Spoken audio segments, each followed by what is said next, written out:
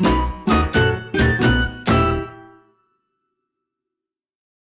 everyone, my name is Michelle. Welcome back to my channel, and today I just wanted to come to you and give you 10 random facts about me that you may or may not know. So hopefully I don't embarrass myself. Anyway, let's get started. Number 1. My religion is apostolic, the same as Pentecostal. It means the same thing, and we follow the apostolic doctrine, and there's a list of things. Well, I won't say a list of things. There's just certain things that we don't do, certain things we don't wear, places we don't go, hands, makeup, jewelry for the women, unless it's a wedding ring, and for the men also a wedding ring. Was kind of like raised in a religion, and I got out of it when I was a teenager, well, maybe about 19, but then I came back. And so I'm not forced to do this, guys. I'm a grown woman, so honestly I can do what I want, but this is what I feel what's right for me and for my kids, so this is what I do. I won't go into depth about things we can or cannot do, because like I said, I can do what I want. I choose to follow this because this is what I feel that's right. That's a whole nother video. Number 2, my worst habit is I frown a lot, you guys, a lot.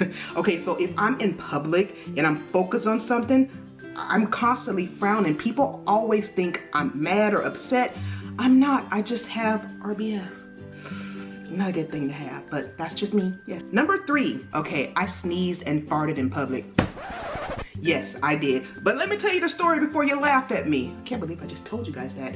Anyway, me and my kids were out at the Vacaville outlets. I was bra shopping, and you know, I'm a plus size woman, right? So tell me why they always have our things on the lower, like on the bottom, where we have to bend over, right? And we're big, okay? Just keep it up the top. But no, they want to put it at the bottom. Anyway, so I was on the lower rack going through trying to find my bra size.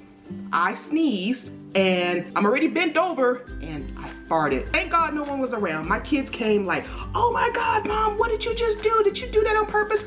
No, I didn't. I'm in a squatting position looking for a bra and I sneezed, and yeah, that was so embarrassing. Thank God no one was around.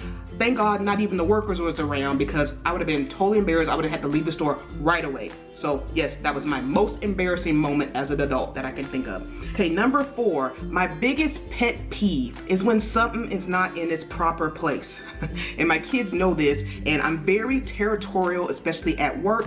If I come to work after being on vacation and my desk is in a certain order, or if I find things all over my desk, I get so upset. If I put something somewhere in my house, I know where it is, right? So if I go to it and it's not there, I get mad at my kids when I'm like, who moved it? It's supposed to be right here. So my biggest pet peeve is when something is not in place, well, where I put it. Number 5, okay guys, don't laugh at me, but I have an unrealistic fear of sharks. Okay, I've never been in the ocean past my ankles. So I don't think there's any way I would ever get bitten or eaten by a shark. But even when I was a kid and would go to my friends' house parties and birthday parties where they had a swimming pool, I would be afraid that a shark is going to somehow miraculously show up in the pool and eat me. Number 6, okay, this is realistic. I have a fear of dogs. Not little dogs, big, huge dogs that I don't know. If I go over to your house or something like that and there's a dog, my eyes is gonna be on that dog the whole time. First I'm gonna ask you, are they friendly? Do they bite? Do they run around? Do they do this? Do they do that? You know, so I have a fear of dogs, and that came from, I think I was 4 or 5, and I kind of remember it. My mom, I don't know where she was. We were at someone's house and they actually had a puppy. And I was playing with the puppy, and I guess I was getting too rough with the puppy or pulling its tail or something like that. And the dog nipped at me. And I remember just by the dog doing that, I got so fearful and I was so scared. And from that moment on, I was just scared of dogs. And I think even when I was younger, I was scared of little dogs also, but that's where my fear of dogs came in. Number 7, okay, you guys, so you see me one way in the vlogs and how I am on the video. And that is me, but however, I'm really shy. Believe it or not, yes, I'm shy. If I was to meet you guys, oh yeah, I'd be friendly or whatever, but in a party type of situation or something where I'm in a room and have to, you know, socialize with people, I'd be that one person in the corner like just smiling and, you know, not really having anything to say, because I am extremely shy. Number 8, I have a fear of spiders. Oh my goodness, you guys. I don't care. I mean, I can kill a tiny spider. I can kill a daddy long legs, depending on how big it is, but spiders, I can't even look at spiders. Spiders are so horrible. They're so just the creepiest, I don't know why God invented them. So they're horrible. I dated a guy once who his dad had a tarantula as a pet. Who keeps tarantulas as a pet? That's not a pet. A dog's a pet, a cat's a pet. So anyway, when I would go over his house to visit, the first thing I would do, because his dad would let the tarantula roam the house, creepy, right?